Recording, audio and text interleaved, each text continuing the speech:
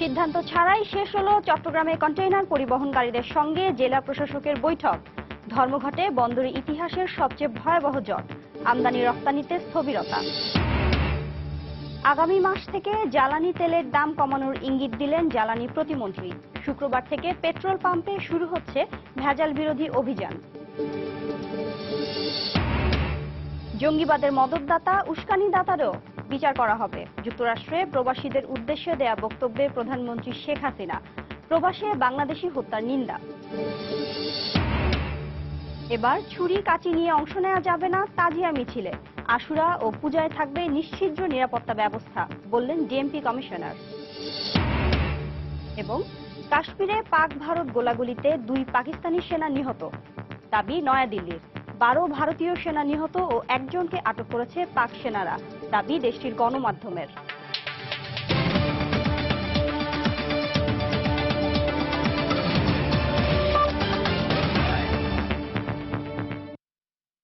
প্রবাসের সময়ের সঙ্গে আছি আমি শিরিন আক্তার। সিদ্ধান্ত ছাড়াই শেষ হলো চট্টগ্রামে কন্টেইনার পরিবহনকারীদের সঙ্গে জেলা প্রশাসকের বৈঠক। কোনো সমাধান না আসা পর্যন্ত ধর্মঘট চালিয়ে যাওয়ার ঘোষণা দিয়েছেন তারা। বৃহস্পতিবার বিকেলে সার্কিট হাউসে জেলা প্রশাসক শামসুল আরেফিনের সভাপতিত্বে এ সভা হয়। এদিকে প্রাইম মুভার মালিক চালক কর্মচারী সমিতির ধর্মঘটের সঙ্গে একাত্মতা প্রকাশ করে শনিবার থেকে বৃহত্তর চট্টগ্রামে অনির্দিষ্টকালের জন্য ধর্মঘটের ডাক দিয়েছে জেলা সড়ক পরিবহন মালিক সমিতি। দুপুরে শুরু হওয়া এ সভায় প্রাইম মুভার মালিক চালক কর্মচারী সমিতি তাদের বিভিন্ন সমস্যা ও দাবি জেলা প্রশাসকের কাছে তুলে ধরেন। তারা বলেন, ওভারলোডিং এর নামে চাঁদাবাজি, স্কেলের নামে দাউদকান্দি ও মেঘনা সেতুতে অতিরিক্ত টাকা আদায় করছে চাঁদাবাজরা। মন্ত্রণালয় থেকে কোনো সমাধান না আসায় সিদ্ধান্ত ছাড়াই 4 ঘন্টা পর সভা শেষ হয়। এর আগে সারাদিনই বন্দর এলাকায় অবস্থান কর্মসূচি পালন করেছে প্রাইম মুভার মালিক চালক কর্মচারী সমিতি। সল্ট গোলা ক্রসিং এলাকার রাস্তার পাশে অবস্থান নিয়ে মিছিল সমাবেশ করে তারা। গত সোমবার থেকে 7 দফা দাবিতে প্রাইম মুভার চলাচল বন্ধ রেখেছে সংগঠনটি।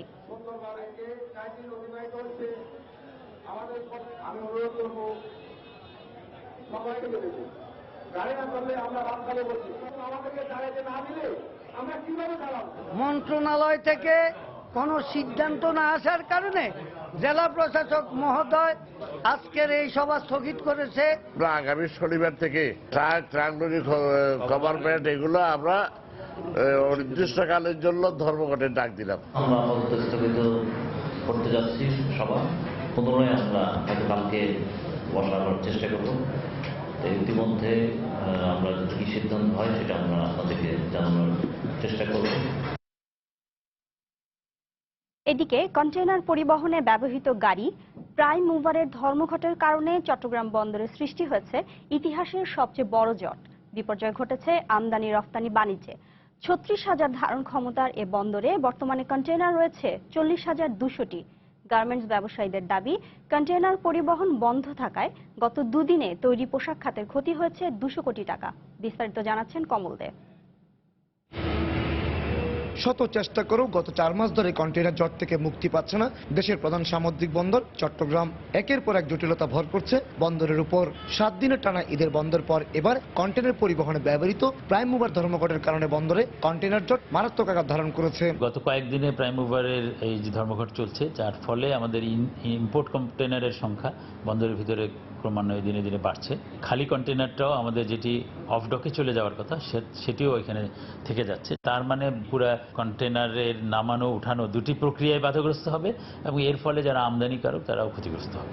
ধর্মঘটের কারণে গত 2 দিনে 1237টি কন্টেইনার রেখে বন্দর ত্যাগ করে 6টি জাহাজ। গার্মেন্টস ব্যবসায়ীদের দাবি, এতে অন্তত 200 কোটি টাকা ক্ষতি হয়েছে। এক্সপোর্টের সাথে যেটা আমরা চিন্তা করি সবসময় ফরেন কারেন্সি আর্ন করবো, ন্যাশনাল ইকোনমিতে এটার উপরে একটা এফেক্ট করবে।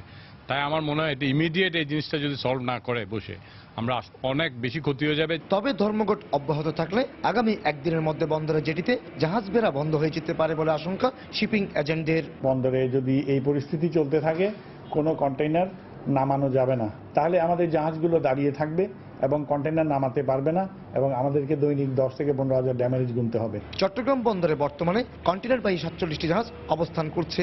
এছাড়া বিভিন্ন প্রাইভেট আইসিডি-মুখী 3,750টি আমদানি পণ্যবাহী কন্টেনার বন্দরের ইয়ার্ডে এবং রপ্তানি পণ্যবাহী 5,720টি কন্টেনার আইসিডিতে পড়ে আছে। কমল দে, সময় সংবাদ, চট্টগ্রাম। এদিকে সমস্যা সমাধানে জেলা প্রশাসকের বাসভবনে জরুরি বৈঠক করছেন আন্দোলনকারীরা। এই মুহূর্তে সেখানে আছেন সহকর্মী কমল দে। বিস্তারিত জানতে সরাসরি চলে যাচ্ছি তার কাছে। কমল দে, অতিক্রান্ত হয়েছে রাত 12টায় জেলা প্রশাসক শামসুল আরিফিনের বাসভবনে বৈঠক শুরু হয় এবং বৈঠকের মধ্যে মূলত prime mover, truck covered van যারা আন্দোলনরত শ্রমিক বা মালিক পক্ষ রয়েছেন তারা বৈঠকে অংশ নিচ্ছেন। তো আমরা যতটুকু জানতে পেরেছি হয়তো একটা নীতিগত সিদ্ধান্ত আসতে পারে, আগামী 4 তারিখ পর্যন্ত ধর্মঘট স্থগিত হতে পারে, এরকম একটি নীতিগত সিদ্ধান্ত আসতে পারে আমরা জানতে পেরেছি। আসলে কিছু বিষয় যে 7 দফা দাবির মধ্যে কিছু বিষয়টি নিয়ে এখন আলোচনা চলছে। জেলা প্রশাসক শামসুল আরিফিন সহ অন্যান্য প্রশাসনের ঊর্ধ্বতন কর্মকর্তারা রয়েছেন, সে সাথে উপস্থিত রয়েছেন ট্রাক কাভার্ড ভ্যান এবং প্রাইম মুভার যারা মালিক পক্ষ রয়েছেন বা শ্রমিক পক্ষ রয়েছেন, তারাও কিন্তু এই বৈঠকে অংশ নিচ্ছেন। তারা তাদের যে যৌক্তিক দাবিগুলি সেই দাবিগুলো তারা তুলে ধরেছেন। জেলা প্রশাসকের সাথে জেলা প্রশাসক ঊর্ধ্বতন কর্মকর্তাদের সাথে কথা বলে বিষয়গুলি নিয়ে আলোচনা করছেন। তো আমরা যতটুকু জানতে পেরেছি আগামী 4 তারিখ ঢাকায় একটা বৈঠক অনুষ্ঠিত হওয়ার কথা রয়েছে। সে বৈঠক পর্যন্ত ধর্মঘট স্থগিত থাকার জন্য জেলা প্রশাসনের পক্ষ থেকে তাদের কিন্তু অনুরোধ জানা হয়। তারা অনুরোধ রক্ষা করবেন বলে আশ্বাস দিয়েছেন। তারা বলছেন তারা যে 50 টন পর্যন্ত যেটা স্কেলিং সিস্টেম আছে সেটি যেন বলবৎ থাকে এবং বাড়তি কোনো টাকা না নেওয়া হয় সে বিষয়টি তারা নিশ্চিত হতে চেষ্টা করছেন। এবং যদি বিষয়টি নিশ্চিত হয় তাহলে তারা হয়তো 4 তারিখ পর্যন্ত তারা ধর্মঘট স্থগিত করবেন এবং ধর্মঘট স্থগিত করে 4 তারিখ যে ঢাকা বৈঠকটি হবে এরপরে তারা আবার হয়তো চূড়ান্ত আবার সিদ্ধান্ত তারা দেবেন। আমরা জানি গত সোমবার থেকে প্রায় মোবাইল ধর্মঘট শুরু হয়েছে। এই ধর্মঘটের ফলে কিন্তু চট্টগ্রাম বন্দর এক প্রকার কার্যত অচল। আপনারা জানেন যে 36,357 টিউল ধারণ ক্ষমতার চট্টগ্রাম বন্দর আজ কিন্তু রেকর্ড পরিমাণ, যেটা বন্দরের ইতিহাসে সবচেয়ে বেশি 40,250 টিউল কন্টেনার অবস্থান করছে এবং কিন্তু তারা কোনো রকম কন্টেনার তারা ডেলিভারি দিতে পারছে না, তেমনি কিন্তু জাহাজ আটকা পড়ে আছেন। এক্ষেত্রে শিপিং ব্যবসায়ীরা যারা জানাচ্ছেন যদি ধর্মঘট আরেকদিন স্থায়ী হয় তাহলে হয়তো যারা কন্টেনার মালিক রয়েছেন, বিদেশি যারা শিপিং ব্যবসায়ী আছেন তারা কন্টেনারের উপর সারচার্জ আরোপ করতে চান, যার পরিমাণ হবে কন্টেনার প্রতি $100 করে। এবং এছাড়া বড় বড় যারা শিপিং লাইন বা জাহাজ প্রতিষ্ঠান রয়েছেন তারা চট্টগ্রাম বন্দর থেকে জাহাজ ফিরিয়ে নেওয়ারও সিদ্ধান্ত নিতে যাচ্ছে বলে শিপিং ব্যবসায়ীরা আশঙ্কা করছেন। তারা বলছেন তাদের যে পরিমাণ একদিন যদি জাহাজ আটকা পড়ে তাহলে 10 থেকে প্রায় $15,000 তাদেরকে জরিমানা গুনতে হয়, সেই জরিমানা গুনতে তারা চান না, যে কারণে তারা চাইছেন বারবার যেন এই ধর্মঘট থেকে তারা প্রত্যাহার হয়। কারণ আপনারা জানেন যে দেশের আমদানি রপ্তানি বাণিজ্যের প্রায় 90% সম্পন্ন হয় এই চট্টগ্রাম বন্দর দিয়ে। আর এর ফলে কিন্তু চট্টগ্রাম বন্দর কার্যত অচল হয়ে পড়লে দেশের অর্থনৈতিক অবস্থার একটা স্থবিরতা চলে আসে এবং যা এখন পর্যন্ত বিরাজ করছে, অর্থাৎ রেকর্ড পরিমাণ কন্টেনার অবস্থান করছে এই চট্টগ্রাম বন্দরে, যার পরিমাণ প্রায় 40,000-এর বেশি। এক্ষেত্রে বন্দর কর্মকর্তারা আশঙ্কা করছেন যদি আরেকদিন ধর্মঘট স্থায়ী হয় তাহলে বন্দর কার্যত অচল, পুরোপুরি অচল হয়ে পড়বে। কারণ এখন পর্যন্ত আমরা জানি প্রায় 23টি জাহাজ অবস্থান করছে কন্টেনার নিয়ে, যারা হয়তো কাল থেকে আর কন্টেনার খালাস করতে পারবে না, কারণ কন্টেনার খালাস করার মতো জায়গা তাদের আর নেই। এখন পর্যন্ত বলা যায় যে বৈঠকটা হয়তো ফলপ্রসূ হবে বলে জেলা প্রশাসক আশ্বাস দিচ্ছেন এবং যারা আন্দোলনরত যারা রয়েছেন তারাও বলছেন যদি তাদের বাড়তি টাকা দিতে না হয় তাহলে তারা ধর্মঘট হতে 4 তারিখ পর্যন্ত স্থগিত করে 4 তারিখ ঢাকার যে বৈঠকটি অনুষ্ঠিত হবে এরপর তারা চূড়ান্ত সিদ্ধান্ত আসবেন। তো এখন পর্যন্ত সেদিন আমার কাছে ছিল চট্টগ্রাম জেলা প্রশাসকের কার্যালয়ে যে বৈঠক চলছে তার সর্বশেষ। দর্শক, চট্টগ্রাম থেকে জানাচ্ছিলেন কমল দে, আমরা সরাসরি ছিলাম সেখানে। চলে যাচ্ছি পরবর্তী সংবাদে। আগামী মাসের মধ্যেই আবারও জ্বালানি তেলের দাম কমার ইঙ্গিত মিলেছে সরকারের তরফ থেকে। বৃহস্পতিবার দুপুরে রাজধানীতে কয়েকটি পেট্রোল পাম্পে ভেজাল বিরোধী অভিযানে এসে বিদ্যুৎ ও জ্বালানি প্রতিমন্ত্রী নসরুল হামিদ সাংবাদিকদের জানান, অক্টোবরের যে কোনো সময় থেকে দ্বিতীয় দফায় জ্বালানি তেলের দাম কমিয়ে নতুন দাম কার্যকর করা হবে। এদিকে অর্থনীতিবিদ ও জ্বালানি বিশেষজ্ঞরা বলছেন, ডিজেলের দাম কি পরিমাণ কমছে তার উপরই নির্ভর করছে রিপোর্ট। প্রায় 2.5 বছরেরও বেশি সময় ধরে আন্তর্জাতিক বাজার মূল্যে দরপতন চলছে জ্বালানি তেলের, কিন্তু দেশের বাজারে এর সুফল মেলেনি অনেকাংশেই। বাংলাদেশ পেট্রোলিয়াম কর্পোরেশন বিপিসির লোকসান পুষিয়ে নেবার কারণ দেখিয়ে এতদিন সরকারও আমলে নেয়নি জ্বালানি তেলের আন্তর্জাতিক দরপতনে। নীতি নির্ধারণী মহলের আশ্বাস ছিল দাম সমন্বয় হবে 3 ধাপে। সবশেষ গেল এপ্রিলের শেষ নাগাদ পেট্রোল ও অকটেন 10 টাকা এবং ডিজেল কেরোসিনে 3 টাকা করে দাম কমায় সরকার। বৃহস্পতিবার রাজধানীর একটি তেলের পাম্পে ভেজাল বিরোধী অভিযানে এসে সংশ্লিষ্ট মন্ত্রী জানালেন, দ্বিতীয় ধাপে অক্টোবর থেকে কমছে জ্বালানি তেলের দাম। তাগিদ দেন ভোক্তা পর্যায়ে কার্যকর পরিবর্তনেরও। সরকার ইতিমধ্যে একবারে প্রথম ধাপে দাম কমিয়েছে তেলের দাম, এবং দ্বিতীয় ধাপে দাম কমানোরও পরিকল্পনা নিয়েছেন সরকার। দামের দিক দিয়ে সাশ্রয় দিতে চাই, তাহলে আমরা মানের দিক দিয়েও একটা ভালো পেট্রোল তেল আমরা দিতে চাই। আগামী মাসের নাগাদ আমরা চিন্তা ভাবনা করছি। আমরা দেখতে চাই পরিবহনের ভাড়া যেন সেই পরিমাণের অন্তত অ্যাডজাস্ট করে তারা। এদিকে অর্থনীতিবিদ ও জ্বালানি বিশেষজ্ঞদের ভাষ্য, সাধারণ গ্রাহক পর্যায়ে সুফল পেতে ডিজেলের দাম কমাতে হবে উল্লেখযোগ্য হারে, রোধ করতে হবে সরকারের বাড়তি লাভের প্রবণতাও। জ্বালানির দামটা কমানো অপরিহার্য। দেশে যদি বাজারতান্ত্রিক জ্বালানির মূল্য আনতে চাই, তাহলে সরকারকেও বুঝতে হবে যে তারাও অতি মুনাফা করতে পারবে না। যানবাহনের ক্ষেত্রে একটা প্রভাব হবে। আরেকটা হচ্ছে যে যারা চাষিরা, যারা সেচের জন্য ডিজেল ব্যবহার করে, সেখানেও একটা প্রভাব পড়বে। পরামর্শ থাকবে যেন এই তেলের দামটা এমনভাবে কমানো হয় যেন এটা গরিব মানুষ এবং সাধারণ মানুষের যেন উপকারে আসে।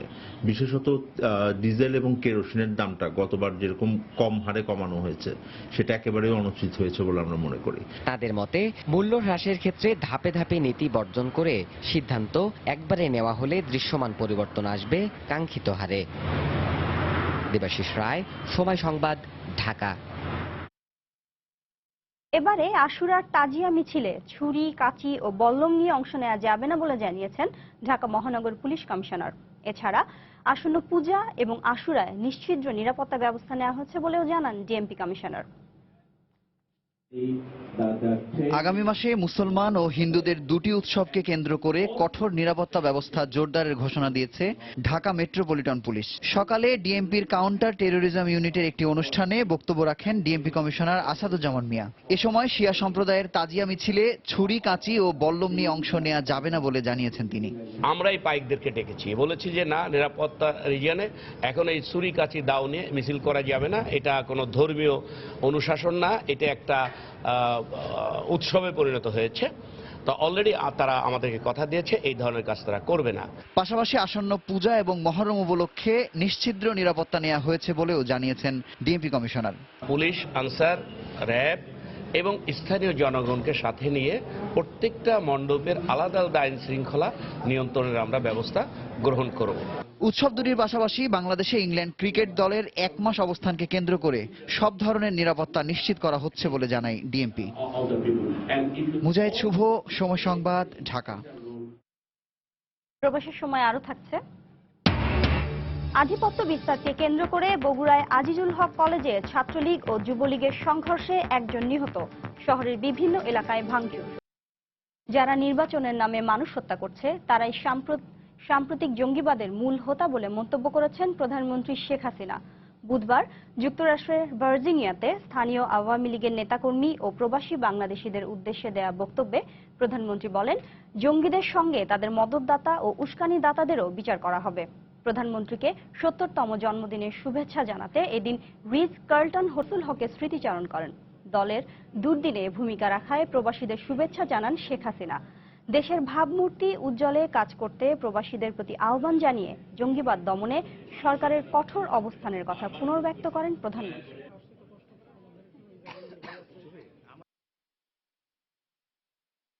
কিন্তু সচেতন, কোথাও কিছু হলে জনগণই আমাদের জানিয়ে দিচ্ছে।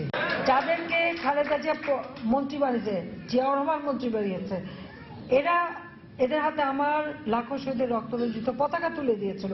আজকে তারা যুদ্ধ অপরাধী হিসেবে তাদের বিচার হয়েছে। বাংলাদেশের অভ্যন্তরীণ বিষয়ে পাকিস্তান হস্তক্ষেপ করায় দেশটির সঙ্গে কোনো কূটনৈতিক সম্পর্ক থাকবে কিনা তা ভেবে দেখা হবে বলে মন্তব্য করেছেন আওয়ামী লীগের যুগ্ম সাধারণ সম্পাদক মাহবুবুল আলম হানিফ। বৃহস্পতিবার রাজধানীর কাফরুলে নগর উত্তর আওয়ামী লীগের এক আলোচনা সভায় তিনি এ মন্তব্য করেন। সভায় আওয়ামী লীগের সাধারণ সম্পাদক ও জনপ্রশাসন মন্ত্রী সৈয়দ আশরাফুল ইসলাম শুক্রবার প্রধানমন্ত্রী শেখ হাসিনাকে যে গণসংবর্ধনা দেওয়া হবে তাতে নেতাকর্মীদের স্বতঃস্ফূর্তভাবে অংশ নেওয়ার আহ্বান জানান। আমরা ৭১ সালে পাকিস্তানের সঙ্গে সম্পর্ক ছিন্ন করেছি, আমরা যুদ্ধ করে দেশ স্বাধীন করেছি। ওই পাকিস্তানের সঙ্গে বাঙালি জাতির আর কখনো সম্পর্ক হতে পারে না। রাষ্ট্রীয়ভাবে কূটনীতিকভাবে যে সম্পর্ক ছিল, পাকিস্তান আমাদের দেশের আভ্যন্তরীণ ব্যাপারে হস্তক্ষেপ করে সেই সম্পর্ক নষ্ট করে দিয়েছে। ভবিষ্যতে বাংলার জনগণ ভেবে দেখবে ওই পরাজিত শক্তি ওই গণহত্যাকারী ওই পাকিস্তানের সঙ্গে আর কোনো কূটনৈতিক সম্পর্ক রাখার প্রয়োজন আছে কিনা? বাঙালির জাতি জননেত্রী শেখ হাসিনার হাত থেকে যা পেয়েছে অন্য কেউ এই বাংলাদেশে দিতে পারে নাই। তিনি পরিশ্রম করে যাচ্ছেন এই বাঙালি জাতির জন্য। তাই আমরা সিদ্ধান্ত নিয়েছি যে তিনি এত পরিশ্রম করেন এই দলের জন্য, এই দেশের জন্য, এই দেশের মানুষের জন্য, আমরা তার প্রতিদানে শুধুমাত্র একটি ফুল উপহার দিব কালকে বিমানবন্দরে। দেশে হৃদযন্ত্রের সমস্যা নিয়ে জন্ম নেওয়া শিশুর সংখ্যা দিন দিন বাড়ছে। গর্ভাবস্থায় অনেক মা নির্দিষ্ট কয়েকটি রোগে আক্রান্ত হয় বলেই মূলত হৃদরোগে আক্রান্ত নবজাতকের সংখ্যা বাড়ছে। তবে সংশ্লিষ্টরা বলছেন, প্রাপ্তবয়স্কদের হৃদরোগ চিকিৎসায় অগ্রগতি হলেও উন্নতি নেই শিশুদের ক্ষেত্রে। ঘাটতি রয়েছে প্রাতিষ্ঠানিক পড়াশোনা ও প্রশিক্ষণের ক্ষেত্রেও। হৃদরোগ বিশেষজ্ঞরা বলছেন, গর্ভকালীন মায়ের স্বাস্থ্য সচেতনতার মাধ্যমে শিশুকে এ রোগ থেকে রক্ষা করা যেতে পারে। মানিকগঞ্জের তাহমিদ, বয়স মাত্র 1.5 বছর। যে বয়সে ঘরময় ছুটোছুটি করার সময় ঠিক তখনই তার দিন কাটছে হাসপাতালের বেডে। বুকের ব্যান্ডেজ সাক্ষ্য দিচ্ছে কিছুদিন আগেই করা হয়েছে জটিল অপারেশন। শিশুটি জন্মগত হৃদরোগে আক্রান্ত। তাহমিদের মতো এখন অনেক শিশুই আসছে ঢাকা শিশু হাসপাতালে। জন্মগতভাবে শিশুদের হৃদরোগ হওয়ার সুনির্দিষ্ট কোনো কারণ না থাকলেও সংশ্লিষ্টরা বলছেন, গর্ভধারণের 3 মাসের মধ্যে মা যদি রুবেলা, ডায়াবেটিস ও থাইরয়েডের মতো রোগে আক্রান্ত হন, তাহলে গর্ভের শিশু জন্মগতভাবে হৃদরোগে আক্রান্ত হয়ে ভূমিষ্ঠ হওয়ার আশঙ্কা থাকে। সাম্প্রতিক সময়ের এক পরিসংখ্যান বলছে, প্রতি 1000 জীবিত শিশুর মধ্যে 25 জনেরই জন্মগত হৃদরোগের সমস্যা রয়েছে। চিকিৎসকরা বলছেন, শিশু আক্রান্ত হলে দ্রুত শ্বাস নেওয়া, শরীর ঠান্ডা হয়ে যাওয়া, শ্বাসকষ্ট হওয়া, অকারণে কান্না সহ নানা সমস্যা দেখা দিতে পারে। তাই দ্রুত চিকিৎসকের পরামর্শ নিতে হবে। গবেষণায় দেখা গেছে প্রায় 30,000-এর উপরে শিশু প্রতি বছর জন্মগত হৃদরোগ নিয়ে জন্ম হয়। তো যদি এর এত মাত্রায় শিশু প্রতি বছর জন্ম হয়, এত মাত্রা শিশুকে চিকিৎসা দেওয়ার মতো অবস্থা এখনো আমাদের দেশের চিকিৎসা হাসপাতালগুলোতে হয়নি। মায়ের যদি রুবেলা ইনফেকশন হয়, ওই বাচ্চা যদি মায়ের গর্ভে প্রথম 3 মাসের মধ্যে থাকে, ওই বাচ্চার জন্মগত হার্টের ত্রুটি থাকাটা খুবই স্বাভাবিক। বেশি যদি ঠান্ডা না লাগে, বাচ্চাকে অল্প বেশি শ্বাসকষ্ট যদি হয়, বা হাসপাতালে ভর্তি করে অথবা চিকিৎসকের শরণাপন্ন হই, ওই বাচ্চারা ভালো থাকবে। হৃদরোগে আক্রান্ত নবজাতকের সংখ্যা আশঙ্কাজনক হারে বাড়লেও নেই উন্নত চিকিৎসা ব্যবস্থা। চিকিৎসা ঘাটতির পাশাপাশি নেই এই বিষয়ে পড়াশোনারও তেমন কোনো সুযোগ। তাই সংশ্লিষ্টরা বলছেন, চিকিৎসা ব্যবস্থা উন্নত করতে প্রাতিষ্ঠানিক পড়াশোনার পাশাপাশি বাড়াতে হবে উচ্চতর প্রশিক্ষণ। আমাদের এখন যে শিশু হৃদরোগ বিশেষজ্ঞ আছে, সেই পরিমাণ কিন্তু আমাদের আরো দরকার। হ্যাঁ, সেই জন্য যে জিনিসটা দরকার সেটা হচ্ছে কোর্স খোলার দরকার, স্পেশালিটি ক্রিয়েট করার জন্য পড়াশোনা করার দরকার। দেশের অন্যতম চিকিৎসা কেন্দ্র ঢাকা মেডিকেল কলেজ হাসপাতালে শিশুদের জন্য 200 শয্যা থাকলেও নেই শিশু হৃদরোগ নিরাময়ের কোনো ব্যবস্থা। তোহা খান তামিম, সময় সংবাদ, ঢাকা।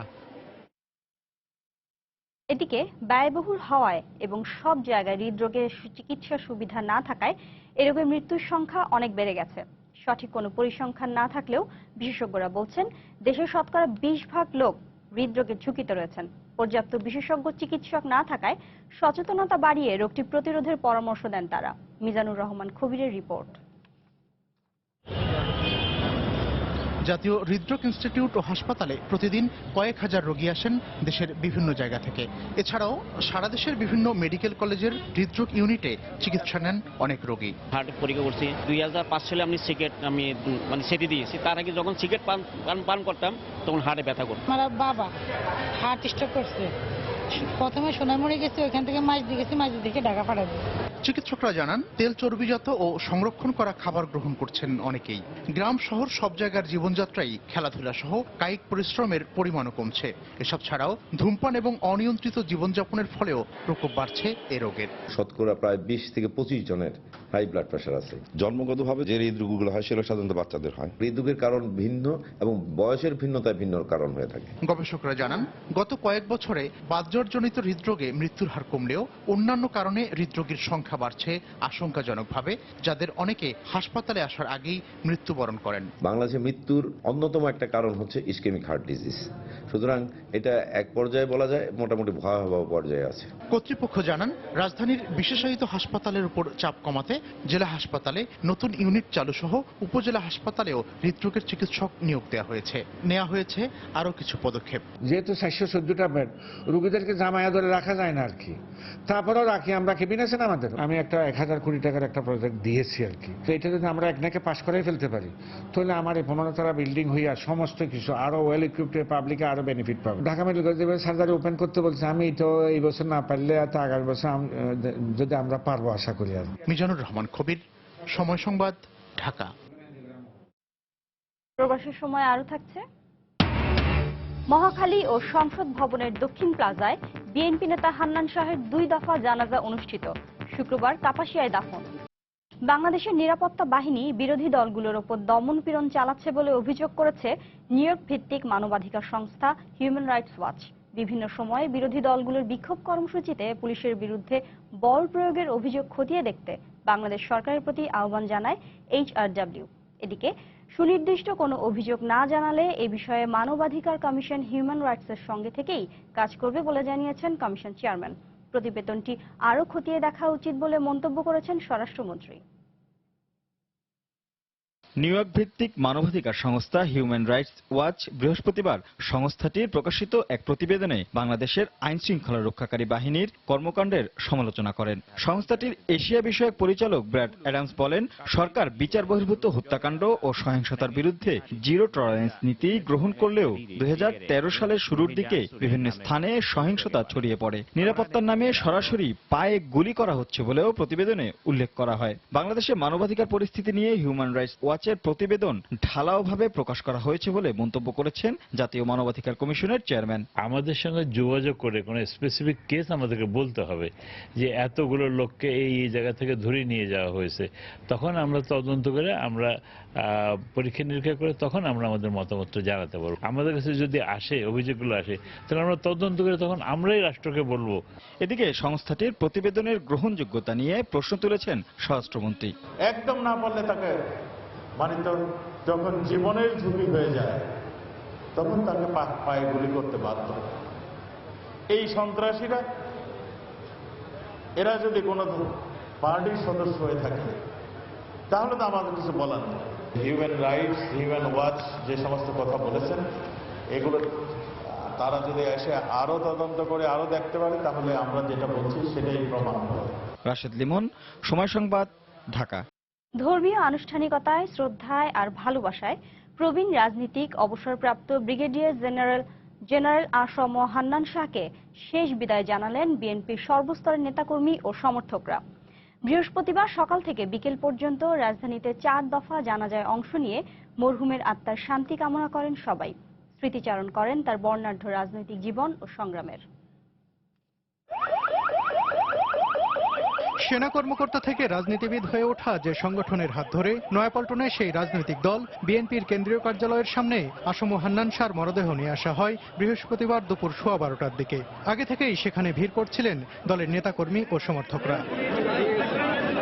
বিএনপির সর্বোচ্চ নীতি নির্ধারণী ফোরাম স্থায়ী কমিটির এই সদস্যের কফিনে প্রথমেই ফুল দিয়ে শ্রদ্ধা জানান দলের মহাসচিব মির্জা ফখরুল ইসলাম আলমগীর সহ শীর্ষ নেতারা। তারা কফিনটি দলীয় পতাকা দিয়ে ঢেকে দিলে সবাই শ্রদ্ধা জানান। সেখানে জানাজা শেষে প্রয়াত হান্নান শাহকে গণতন্ত্রের সৈনিক বলে অভিহিত করেন মির্জা ফখরুল। তিনি সত্যিকার অর্থেই একজন গণতন্ত্রের সৈনিক ছিলেন। বাংলাদেশের গণতান্ত্রিক আন্দোলনে তার ভূমিকা চিরকাল স্মরণীয় থাকবে। এর আগে সকাল 10টায় মহাখালী ডিওএসএস মসজিদে অনুষ্ঠিত জানাজায় অংশ নেন আত্মীয় স্বজন, প্রতিবেশী ও রাজনীতিবিদরা। উনি অত্যন্ত সত্যবাদী, সাহসী, ধর্মভীরু মানুষ ছিলেন। আল্লাহ তার বেশ নসিব করুন। এরপর বেলা 11:30টায় জাতীয় সংসদ ভবনের দক্ষিণ প্লাজায় জানাজায় অংশ নেন আওয়ামী লীগ, জাতীয় পার্টি সহ বিভিন্ন রাজনৈতিক দলের সংসদ সদস্যরা। জানাজা শেষে জাতীয় সংসদের পক্ষে মরহুমের কফিনে শ্রদ্ধা নিবেদন করেন chief whip Assam Firoz. On 11-এর সময় দল মত নির্বিশেষে সেই সময় তিনি যে বক্তব্যগুলো রেখেছেন সেটা আমাদের গণতন্ত্রের জন্য আমি মনে করি যথেষ্ট উপকার ছিল এবং আমাদের সব দলের জন্য সেটা একটা অনুকরণীয় হয়ে থাকবে। বাদ আসর গুলশানে গাউসুল আজম মসজিদে চতুর্থ জানাজার পর মরদেহ নেওয়া হয় গাজীপুরের কাপাসিয়ার নিজ গ্রামে। শুক্রবার জুমার নামাজের পর জানাজা শেষে সেখানে সমাহিত করা হবে প্রবীণ এই রাজনীতিবিদকে। সালাউদ্দিন সুমন, সময় সংবাদ, ঢাকা। আধিপত্য বিস্তারকে কেন্দ্র করে বগুড়া আজিজুল হক কলেজে ছাত্রলীগ ও যুবলীগের সংঘর্ষে একজন নিহত হয়েছেন, আহত হয়েছেন আরও একজন। বৃহস্পতিবার দুপুরে কলেজের পুরাতন ভবন এলাকায় এ সংঘর্ষ হয়। পুলিশ ও প্রত্যক্ষদর্শীরা জানান, ভাড়া নিয়ে কলেজ ছাত্রলীগের এক কর্মীর সঙ্গে রিকশা চালকের তর্ক হয়। এ সময় রিকশা চালকের পক্ষ নিয়ে ছাত্রলীগের কর্মীর ওপর হামলা চালায় জেলা যুবলীগের কয়েক নেতা। এক পর্যায়ে ছাত্রলীগ ও যুবলীগ কর্মীদের মধ্যে সংঘর্ষ হলে ছুরিকাঘাতে ইব্রাহিম নামে এক ছাত্র নিহত হন। আহত অপর একজনকে উদ্ধার করে শহীদ জিয়াউর রহমান মেডিকেল কলেজ হাসপাতালে ভর্তি করা হয়। নিহত ইব্রাহিম আজিজুল হক কলেজের মাস্টার্স শেষ বর্ষের ছাত্র বলে জানিয়েছে পুলিশ। এদিকে এই ঘটনার প্রতিবাদে শহরের প্রধান সড়কে অবস্থান নিয়ে বিক্ষোভ মিছিল করে বিক্ষুব্ধ ছাত্রলীগ নেতারা। এ সময় সড়কে থাকা বেশ কয়েকটি রিকশা ভাঙচুর এবং কর্তব্যরত এক পুলিশের মোটরসাইকেলে আগুন দেওয়া হয়।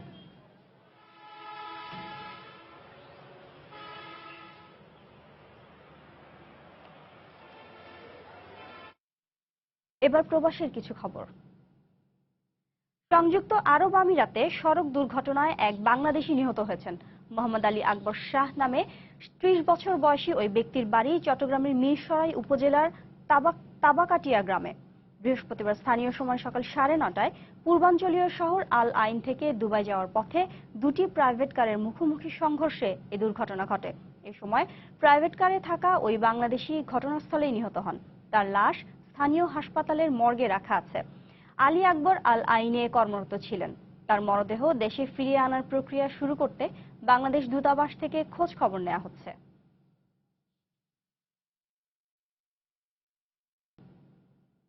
আন্তর্জাতিক প্রসঙ্গ।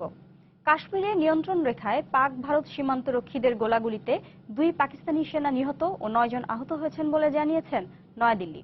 বৃহস্পতিবার ভারতীয় সামরিক বাহিনীর পাকিস্তানি ভূখণ্ডে জঙ্গি অবস্থান লক্ষ্য করে অভিযান পরিচালনার কথা অস্বীকার করেছে পাকিস্তান। তবে পাকিস্তানি গণমাধ্যম দাবি করে সীমান্তে গোলাগুলিতে অন্তত 14 ভারতীয় সেনা নিহত ও 1 সেনাকে আটক করেছে পাকিস্তান। এর মধ্যেই ভারতের বিরুদ্ধে পারমাণবিক অস্ত্র ব্যবহারের হুমকি দিয়েছে দেশটি। উড়ি সেনাঘাঁটিতে জঙ্গি হামলার পর ছড়িয়ে পড়া পাক ভারত উত্তেজনার মধ্যেই কাশ্মীরের সীমানা নির্ধারণকারী লাইন অফ কন্ট্রোল এলাকায় দুদেশের মধ্যে গুলি বিনিময়ের ঘটনা ঘটে। পাকিস্তান নিয়ন্ত্রিত আজাদ কাশ্মীরের কয়েকটি এলাকায় বুধবার দিবাগত রাত 2:30টার দিকে দুই দেশের সেনাদের মধ্যে গোলাগুলি শুরু হয়ে বৃহস্পতিবার সকাল 8টা পর্যন্ত তা চলে বলে জানায় গণমাধ্যম। ভারতীয় সেনাদের গুলি ও গোলাবর্ষণে কয়েকজন পাকিস্তানি সেনা হতাহতের খবর জানায় নয়াদিল্লি। এই ঘটনার পর বৃহস্পতিবার এক বিবৃতিতে ভারতের বিরুদ্ধে আগ্রাসনের অভিযোগ এনে এর নিন্দা জানান পাক প্রধানমন্ত্রী নওয়াজ শরীফ। অন্যদিকে পুঞ্চ সীমান্তে পাক সেনারা কোনো উস্কানি ছাড়াই অন্তত 2বার গুলি ছোড়ে বলে জানায় ভারত। বৃহস্পতিবার এক সংবাদ সম্মেলনে লাইন অফ কন্ট্রোলের ওপারে পাকিস্তানি ভূখণ্ডে 7টি জঙ্গি ঘাঁটিতে অভিযান পরিচালনার দাবি করে ভারতের সামরিক বাহিনী। জম্মু কাশ্মীরে হামলার উদ্দেশ্যে সীমান্তের ওপার থেকে জঙ্গিদের কয়েকটি দল ভারতে ঢোকার চেষ্টা করছিল। গোপন তথ্যের ভিত্তিতে আমাদের সেনারা সেসব জায়গায় চিরুনি অভিযান চালিয়ে তাদের ষড়যন্ত্র রুখে দিয়েছে। এদিকে পাকিস্তানের নিরাপত্তার জন্য কোনো ধরনের হুমকি দেখা দিলে ভারতের বিরুদ্ধে কঠোর ব্যবস্থা নেওয়ার হুঁশিয়ারি দিয়েছেন পাক প্রতিরক্ষা মন্ত্রী খাজা মোহাম্মদ আসিফ। পাকিস্তানের পক্ষ থেকে তাদের সীমানায় জঙ্গি বিরোধী অভিযান পরিচালনার কথা অস্বীকার করা হয়। পরে পাকিস্তানি গণমাধ্যম ডন ও জিও নিউজ দাবি করে নিয়ন্ত্রণ রেখায় দুই দেশের সেনাদের মধ্যে গোলাগুলিতে অন্তত 14 ভারতীয় সেনা নিহত হয়। এ সময় এক সেনাকে আটক করে পাকিস্তান সামরিক বাহিনীর হেফাজতে নেওয়া হয় বলে জানায় দেশটির গণমাধ্যম। আটককৃত চান্দু বাবুলাল চৌহান নামের ওই ভারতীয় সেনা মহারাষ্ট্রের বাসিন্দা বলে জানায় ডন। এ অবস্থায় শান্তিপূর্ণ উপায়ে ইন্দো পাক মতবিরোধ কাটিয়ে উঠতে দুদেশের প্রতি আহ্বান জানিয়েছে যুক্তরাষ্ট্র ও চীন। দেলোয়ার হোসেন, সময় সংবাদ। যুক্তরাষ্ট্রের নিউ জার্সির হোবোকেন শহরে কমিউটার ট্রেন নিয়ন্ত্রণ হারিয়ে স্টেশনে ধাক্কা লাগলে অন্তত 1 জন নিহত ও শতাধিক আহত হয়েছেন। গণমাধ্যম জানায়, সকালে যাত্রী চাপ ও হুড়োহুড়ির মধ্যে ট্রেনের কয়েকটি বগি স্টেশনের টিকিট কাউন্টার ও অভ্যর্থনা কেন্দ্রে ঢুকে পড়ে। এ সময় ট্রেনে অন্তত 250 যাত্রী ছিল বলে জানিয়েছে উদ্ধারকারীরা। ট্রেনটি প্ল্যাটফর্মে প্রবেশের পরপরই যাত্রীরা দরজা জানালা দিয়ে ঢোকার চেষ্টা করে। প্রত্যক্ষদর্শীরা জানায়, দুর্ঘটনার আগে বেশ কিছু যাত্রীকে ঝুলতে দেখা যায়। দুর্ঘটনার পর থেকেই জরুরি বিভাগের কর্মীরা হতাহতদের উদ্ধারের চেষ্টা চালিয়ে যাচ্ছেন। ট্রেনের ভেতরে কিছু যাত্রী আটকা পড়েছেন বলেও জানা গেছে।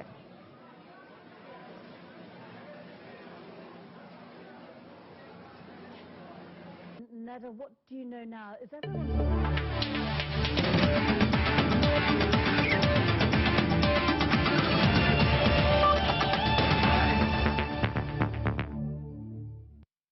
আফগানিস্তানের বিপক্ষে সিরিজের তৃতীয় ও শেষ ওয়ানডের জন্য দল ঘোষণা করেছে বাংলাদেশ ক্রিকেট বোর্ড বিসিবি। দলে একটি মাত্র পরিবর্তন। দীর্ঘদিন পর জাতীয় দলের সুযোগ পেয়েছেন মোশাররফ রুবেল, আর তার জায়গায় বাদ পড়েছেন পেসার রুবেল হোসেন। গেল 2 ওয়ানডেতে স্পিনাররা ভালো করায় ওয়ানডেতে পুলে থাকা মোশাররফ রুবেলকে সুযোগ দিলেন নির্বাচকরা। দলের বাকি 13 সদস্য অপরিবর্তিত আছেন।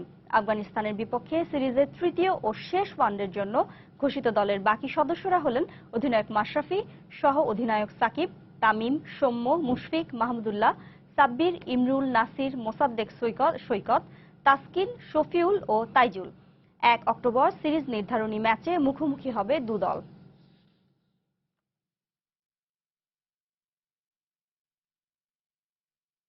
আগের অর্জন ছাপিয়ে এবার প্রথমবারের মতো অনূর্ধ্ব 18 এশিয়া কাপ হকির ফাইনালে পা রেখেছে বাংলাদেশ।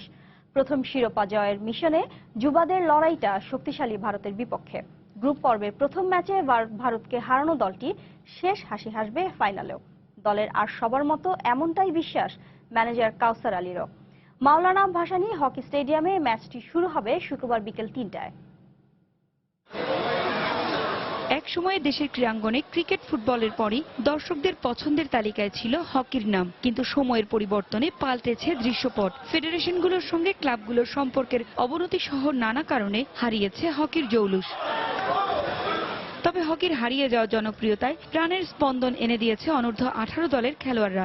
এশিয়া কাপ যুব হকিতে যুবাদের দাপুটে পারফরমেন্স হকির মাঠে আগ্রহ ফিরিয়েছে দর্শকদের। গ্রুপ পর্বে ভারত ওমানকে হারানোর পর সেমিফাইনালে শক্তিশালী চাইনিজ তাইপেকে গুড়িয়ে দিয়েছে জাহিদ হোসেন রাজুর শিষ্যরা। জায়গা করে নিয়েছে স্বপ্নের ফাইনালে। আর মাত্র এক ধাপ, প্রথমবারের মতো ফাইনালে ওঠা যুবাদের সামনে এবার শিরোপার হাতছানি। প্রতিপক্ষ শক্তিশালী ভারত। গ্রুপ পর্বে এই ভারতকে হারানোর আত্মবিশ্বাস আছে রুম্মান আশরাফুলদের, তাই সে অভিজ্ঞতা কাজে লাগিয়ে শিরোপা জিততে চায় লাল সবুজের প্রতিনিধিরা। প্রতিপক্ষ হিসাবে যে কেউ আসুক ওইটা কোনো ম্যাটার না। আমরা যদি আমাদের ভালো হকি খেলতে পারি ইনশাল্লাহ আমরা কিছু করতে পারবো। আমাদের ফাইনাল খেলা, আমরা যে প্ল্যানে খেলতে চাই যেভাবে, ঠিক সেভাবে আমরা খেলবো। পাকিস্তান ইন্ডিয়া কোনো বিশাল ব্যাপার না। আমাদের খেলা যদি আমরা সঠিকভাবে খেলি, যে প্ল্যানে আমরা খেলে আসছি ফার্স্ট খেলা থেকে এই পর্যন্ত, তাতে সাকসেস হওয়ার রেট আমাদের অনেক বেশি। প্রতিপক্ষ ভারত সেমিফাইনালে পাকিস্তানকে হারিয়ে ফাইনালে উঠেছে। স্বাগতিকদের হারিয়ে এবার প্রতিশোধের সঙ্গে শিরোপা জিতে বাড়ি ফিরতে চায় কারিয়াপ্পা ভিজের শিষ্যরা। পারভিন আক্তার, সময় সংবাদ, ঢাকা। এ পর্যায়ে শীর্ষ সংবাদ জানিয়ে দিচ্ছি আরেকবার। কোনো ফল ছাড়াই শেষ হলো চট্টগ্রামে কন্টেইনার পরিবহনকারীদের সঙ্গে জেলা প্রশাসকের দ্বিতীয় দফা বৈঠক। ধর্মঘট চালিয়ে যাওয়ার সিদ্ধান্ত, বন্দরে ভয়াবহ জট। আগামী মাস থেকে জ্বালানি তেলের দাম কমানোর ইঙ্গিত দিলেন জ্বালানি প্রতিমন্ত্রী। শুক্রবার থেকে পেট্রোল পাম্পে শুরু হচ্ছে ভেজাল বিরোধী অভিযান। জঙ্গিবাদের মদতদাতা উস্কানিদাতাদেরও বিচার করা হবে। যুক্তরাষ্ট্রে প্রবাসীদের উদ্দেশ্যে দেয়া বক্তব্যে প্রধানমন্ত্রী শেখ হাসিনা। প্রবাসে বাংলাদেশি হত্যার নিন্দা। এবার ছুরি কাঁচি নিয়ে অংশ নেওয়া যাবে না তাজিয়া মিছিলে। আশুরা ও পূজায় থাকবে নিশ্ছিদ্র নিরাপত্তা ব্যবস্থা, বললেন ডিএমপি কমিশনার। এবং কাশ্মীরে পাক ভারত গোলাগুলিতে 2 পাকিস্তানি সেনা নিহত, দাবি নয়াদিল্লির। 12 ভারতীয় সেনা নিহত ও একজনকে আটক করেছে পাক সেনারা, দাবি দেশটির গণমাধ্যমে। এই ছিল প্রবাসের সময়। যে কোনো খবর পেতে ভিজিট করুন সময়নিউজ.tv। যে কোনো বাংলা লিংক, রবি ও এয়ারটেল নম্বর থেকে সময় সংবাদের খবর, অনুষ্ঠান সূচি জানতে এবং যে কোনো তথ্য সময় সংবাদকে জানাতে ডায়াল করুন 16242 নম্বরে। এছাড়া এই মাত্র পাওয়া খবর মোবাইলে পেতে SMS করুন * দিয়ে লিখে পাঠিয়ে দিন 16242 নম্বরে।